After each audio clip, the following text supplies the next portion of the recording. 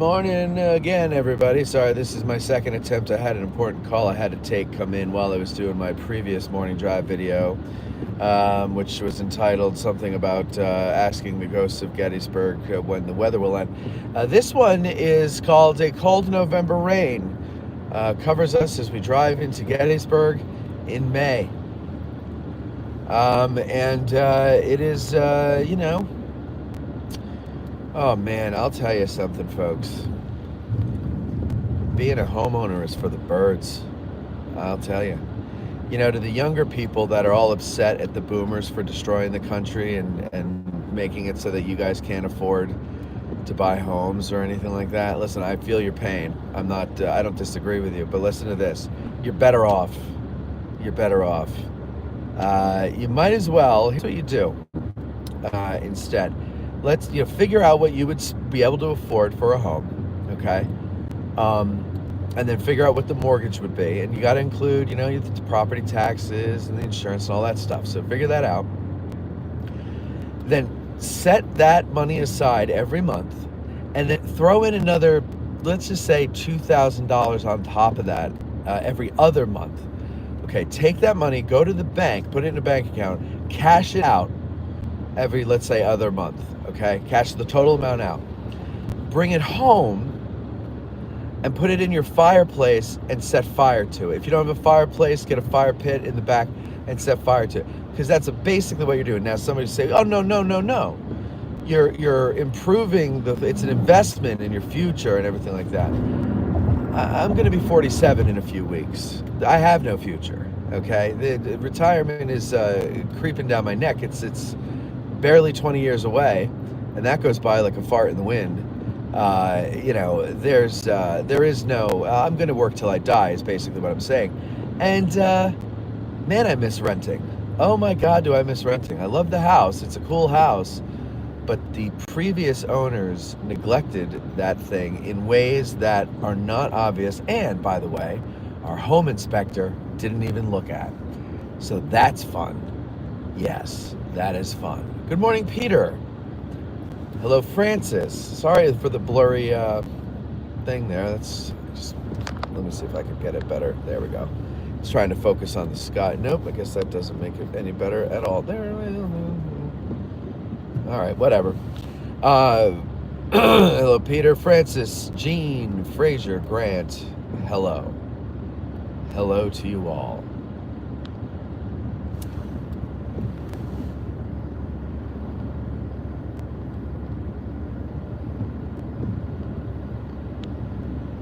So we'll do your basic drive around, let's see, where do you want to go today? First day or down Confederate Avenue? First answer to get 3 wins. Hello, Reed.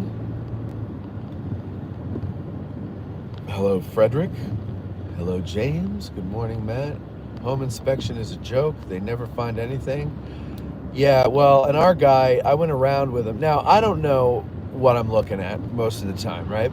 I mean, there's certain things that are obvious, but still.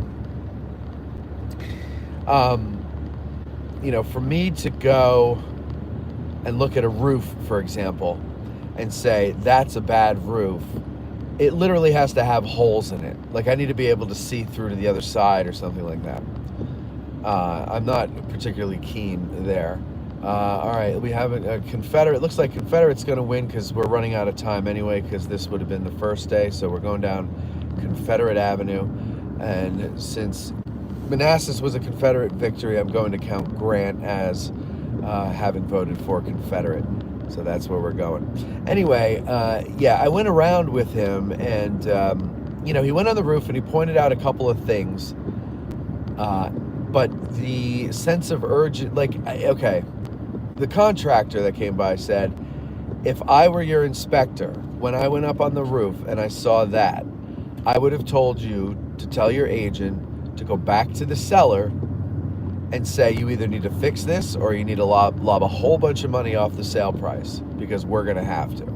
But instead, he was kind of like, he goes, year 2, you're going to have to start worrying about that. And that is a far cry from this section of the roof is in end of life stage. And so that's nice. That's nice. And then there's the basement. If I told you what we found now as opposed to during the inspection, which could have easily have been found had the inspector gone through the whole basement. Now, I say basement, it's a crawl space, so I have to like squat walk, and with my back and my knees the way they are these days, there's no squat walking for very long, lugging this fat ass around. So I didn't get very far in. I just looked to see what it looked like, and I was surprised at how dry it was. It was dry, and there was no sign or smell of having ever had any water in there. And I was like, wow, this is pretty cool. Because it's not subterranean, really. I mean, it sort of is, like maybe a foot or two. But he just kind of stopped with me and just flashed his light down the length of the house. And the only thing that was obvious was that the insulation had dry rotted and needed to be replaced. But other than that, it looked like it was in pretty good shape.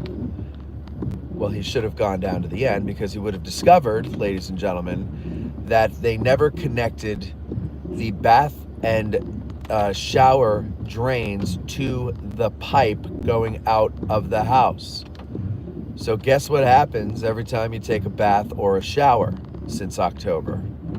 The water goes straight into, yes, you guessed it, the crawl space, which of course caused the ceiling of the basement, the plywood that they put on the joists, to saturate, and mold has begun. And so now we've got, mitigation going on now. They've repaired things. Oh, but there's more. It never ends. And so I do not like being a homeowner. Thank you.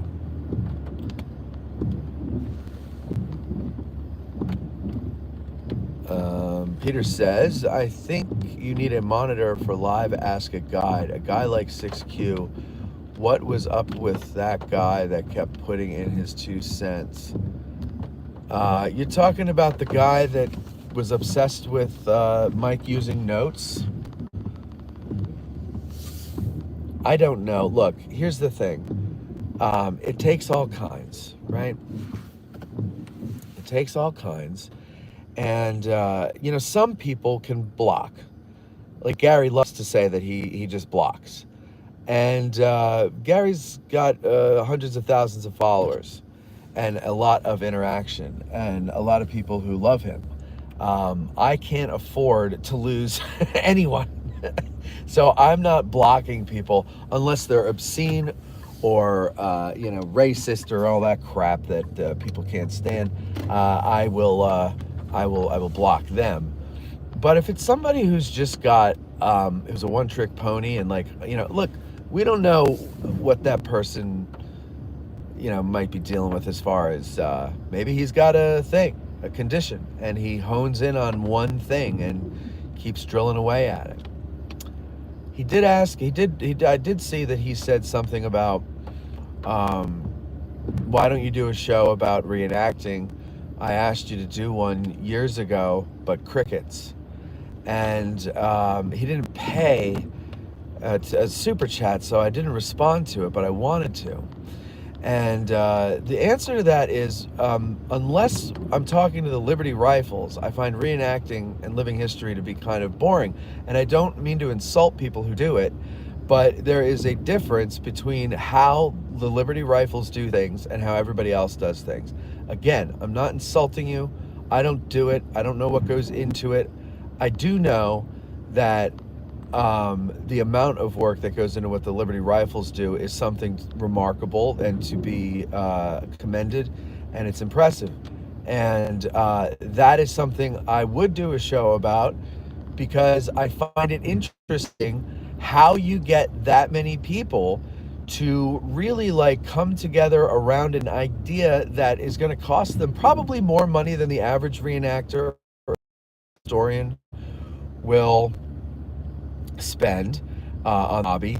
And also, like, you have to, there's an ethos that you have to really adhere to, and you're not getting any pay, so like if you're doing it for something more, and I'm sure that varies from person to person, but to me that's interesting to listen to and how he does reenacting. Look, we've had Cam on the show, and he would tell us stories about reenacting, and it took everything we had to not fall asleep, because the reenacting in and of itself is not an interesting topic, at least as far as I see it. Maybe somebody else finds something interesting about it and can make an interesting interview. I can't. And I said, but I can certainly sit down with some guys from the Liberty Rifles and do an hour and a half with them, because I'm impressed with what they do. It's not par for the course. That's what impresses me. That's what interests me. That's what I would do a show about. So if anybody from the Liberty Rifles is listening, I would, and you guys would want to do this, I would be happy to do something with you. I would love that. I really respect how you do things. So there you go. So, but I'm not going to block that guy because he was incessantly. You guys, yeah, like Grant said, you guys can block him, but I'm not going to block him from the show. However, you bring up moderators. I have to look into it. There must be a way for me to create moderators. Maybe we can do that. If some of you want it, we would need a few of you to volunteer, because not all of you will be on, or I can't rely on one person to be there for every show. But yeah.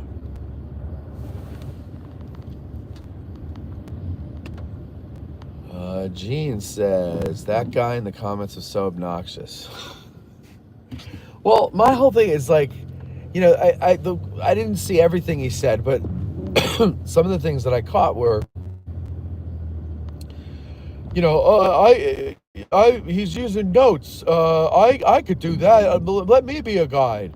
Or, anybody could be a guide. You just take somebody around. Like, you don't need a license to do it, which is true. But we've had plenty of guides on who refer to their notes. And, when you do a specialty tour that isn't a 2-hour overview tour, I'm trying to think of all the specialty tours that I've been on, meaning tours about a very specific thing, a micro tour, if you will. I think Charlie Fennell was the only person that I saw who didn't have a binder. He had a bag, and in that bag there was, I believe, some kind of visual aids if he needed them, but there were no notes. He did it off the top of his head, and it was, obviously it was Culp's Hill, but still. Everybody else refers to notes. It's too much to remember. And what were we talking about? We were talking about Hayes's brigade. We were talking about one brigade. It's a lot easier to talk about a corps and what it did in a battle than a single brigade. You need notes for the single brigade.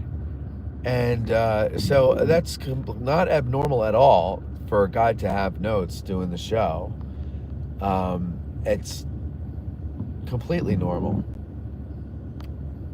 But what is that, Roosevelt? Somebody probably knows it verbatim. Put it in the comments, please. That quote from Teddy Roosevelt about, it is not the critic who matters, but the doer of deeds, etc., etc. Can you copy and paste that and put it in the comments? I love it. And it's funny, I can't remember it verbatim, but I live by it. Whenever I see somebody critical of something I do, I'm like, well, what are you doing? And, it doesn't really matter what you say, because you're not doing anything. I'm not talking about constructive criticism. I'm talking about, I'm miserable that my life sucks criticism. And you just criticize to ruin somebody else's day because yours has never been sunny.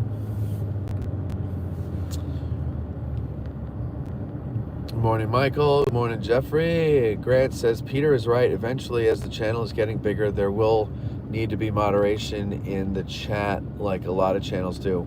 Yeah, I'm with you guys. I mean, if you guys are volunteering, As long as you're reasonable and fair, I will find a way to grant you moderator powers. I think there is a way to do it. I just never really needed to do it. Gene says, Matt, our builder vented our shower vent into the attic. We had to replace plywood in the roof due to the rot. Yeah. Oh yeah. No, it's pretty funny how the way these. Yeah. So one thing I'll say about New Jersey is everything. This is the double-edged sword of New Jersey. Everything is regulated. How many breaths you're allowed to take in a day are regulated. Go look it up. It's true. They don't enforce it, but because we've all gotten too heavy, and so we are taking like twice the breaths we used to just to walk 2 feet. But they at least, the licensing of plumbers and electricians and all these contractors is a lot more stringent in New Jersey. Not that they don't screw things up or whatever, but here, especially if you go looking at houses, you see that there is no standard way of anything being done, and things are jerry-rigged to the hilt, and you wonder, like, how this place hasn't burned down, or how this place hasn't rotted down from all the water, or whatever the case may be. Like, it's rather disheartening. I'm sorry it gets blurry. I don't know why. It's because it's not a sunny day. There's not much contrast for it to focus on. And, yeah. Oh, and and the raindrops, that also does it.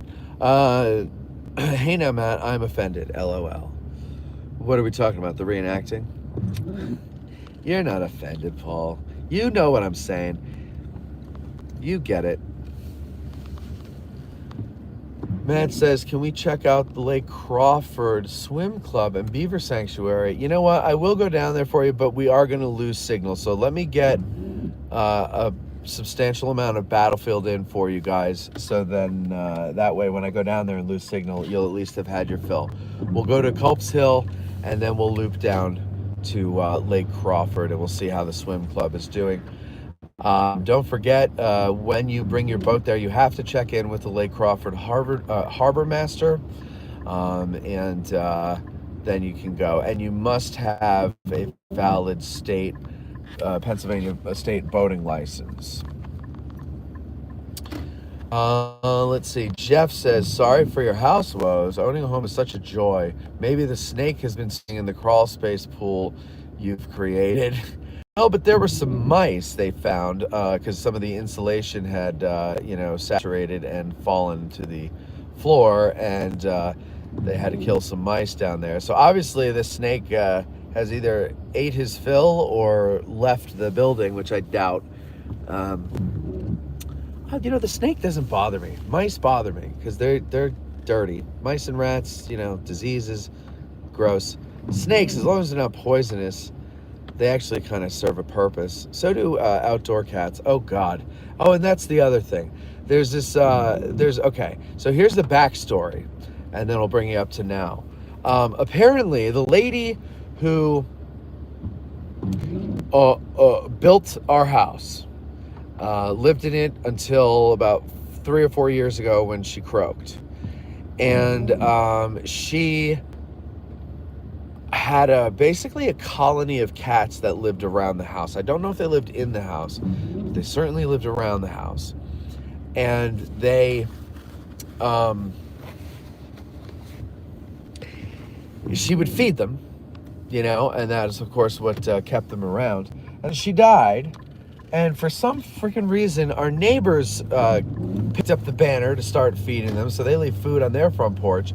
And these cats are constantly around, our yard, the neighborhood, right? And at first I was like, hey, they're going to kill mice, they're going to kill rats, they're going to kill all those things that might try to get into the house. Good on them. But then Major started to see the cat. And there's this one cat, this black cat, who sits in the driveway right outside our window, which she can see because it's on the first floor, and it's a long window. So she can sit up on the couch that we have in front of the window and look out at the driveway and see this MFer. And this MFer sits there all regal like, and just looks right in her face. And she, at 5:32 in the morning every day, is barking and jumping. She ripped the vinyl, what do you call it, the Venetian blinds apart. Just a freaking nightmare. And I'm like, well, how do we get rid of this cat? Well, then Cindy was there the other day when the contractors came by to go into the crawl space and fix the couple things. And it was in the evening. While we were having fun talking about Hayes Brigade, this was going on. Near the entrance to the crawl space were 6 kittens all in a ball. The goddamn cat had kittens.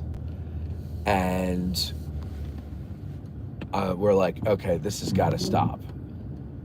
And so we're going to call the SPCA and have them rescued or something or whatever, because it's that or the 22.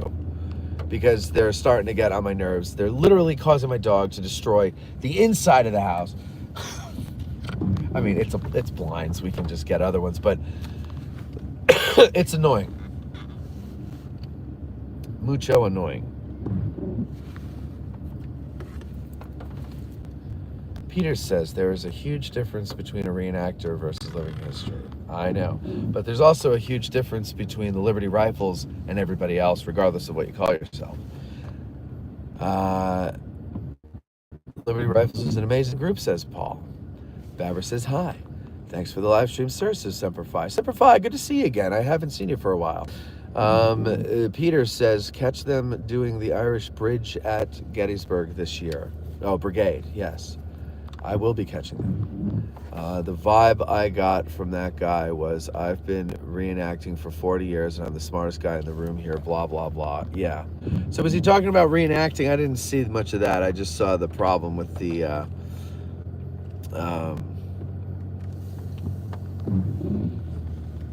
notes. Yeah, and you know, honestly, like, reenacting, I don't know what would be interesting is the history, maybe, of reenacting. Like, when did it start? When did it enter into the American mindset that to go out and pretend to shoot each other in an effort to reenact the bloodiest, most traumatic conflict, internal conflict in our nation's history? When did that become an idea where people are like, yeah, that's a good idea? And how did it start? Like, were they wearing blue jeans and, you know, homespun sort of uniform jackets based on some pattern or photograph that their grandmother had? Like, how did this all start? That's interesting to me. But I know I've talked to enough reenactors who don't particularly know how to sell reenacting. And it's strange. You guys have witnessed what I'm talking about when Cam comes on. He talks about it as if he's a veteran of an actual battle.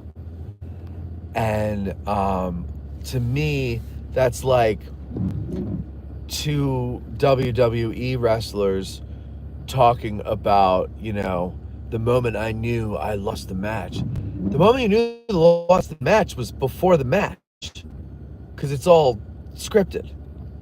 So, you know, what are you talking about?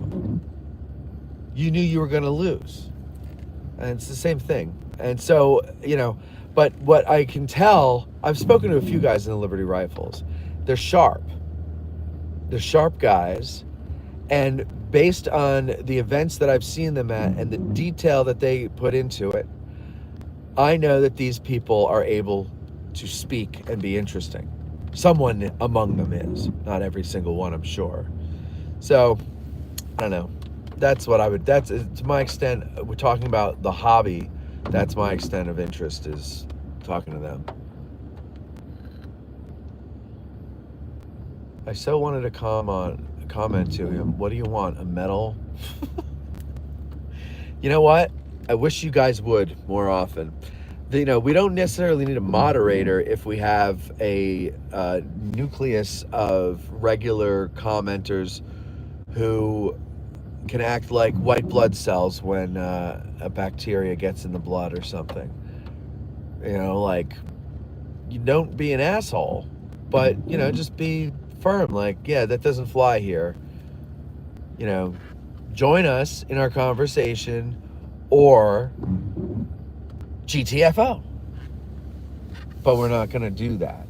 Or, simply, someone can go in. I had a text Mike during the break, and I'm like, can you tell this guy that people use notes all the time on the show? Because it was just bugging me so much. So I texted 6 questions, and I was like, would you please get in there and do that? But it would be great if people would just take it upon themselves to, defend the brand, defend what we have grown. Because you're right, if it grows and we have more people coming in, they're not all going to get what we do. And I don't mean we, meaning me and the people on the show, but I mean you guys and me. And so I can't constantly be putting out those fires, but you guys certainly can. It's your little community too. It's not just mine. So, protect it or not. Either build a wall or open the border. Whatever you want to do. If you want to let people like that in, don't comment. Don't say anything to stop them. If you don't want to let people like that in, then you got to say, hey, hey, we don't like that. Hey, and then so on and so forth.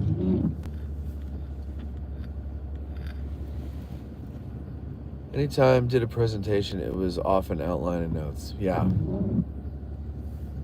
Look, there's people that can do things off the top of their heads, or the tops of their head, but or would it be heads? Yeah, no, tops of their heads.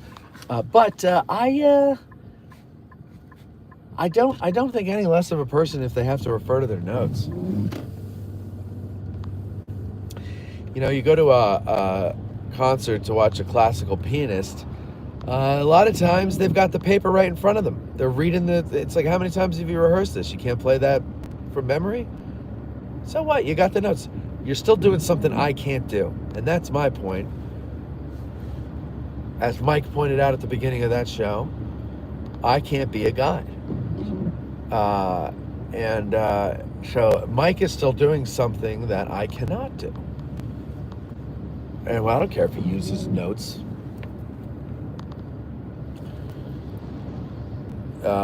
Jeff says, the man in the arena. Love that speech. Yes. Did somebody copy and paste it for me? Yes. Here we go. Matt Kelly. Thank you, Matt. It is not the critic who counts, not the man who points out how the strong man stumbles. Oh, I love that. Or where the doer of deeds could have done them better. The credit belongs to the man in the arena. A. Fargenman Theodore. Oh, I love that. I'm gonna print that out and put it in the office. That's what I'm gonna do. Because that is so true.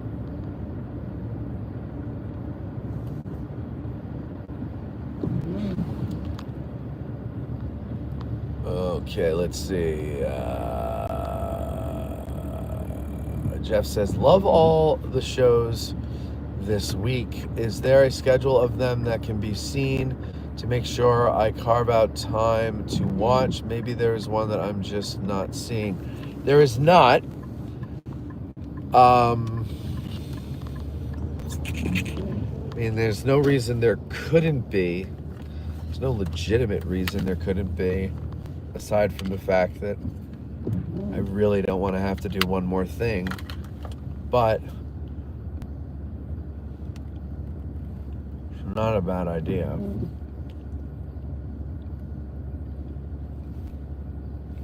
But I don't want to do one more thing.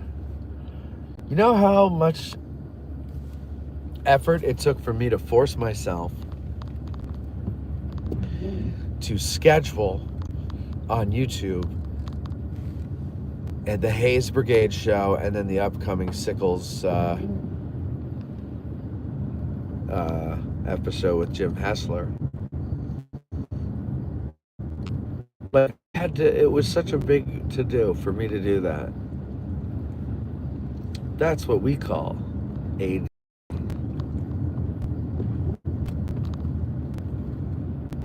But It is a good idea to put a schedule of the recordings out so that everybody can see.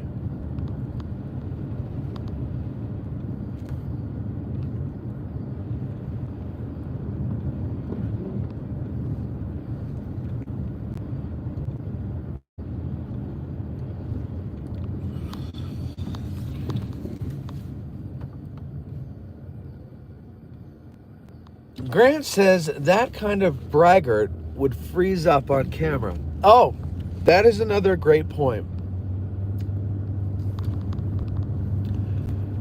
I forget who, I'm not going to name it even if I remember, but we had that happen once.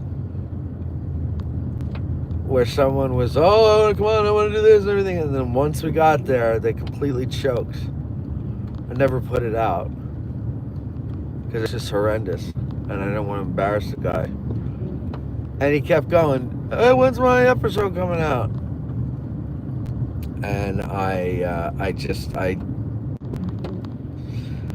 didn't have the heart. So I just kind of ignored it. Which I'm not saying is... I couldn't bear to tell the guy that he choked. It's hard to do. It's not an easy thing to do. And it seems easy. When it seems like it's easy, that's because you're watching or listening to somebody who's really good at it. If you seem, like they're struggling, that's because they're struggling. And they're not really good at it.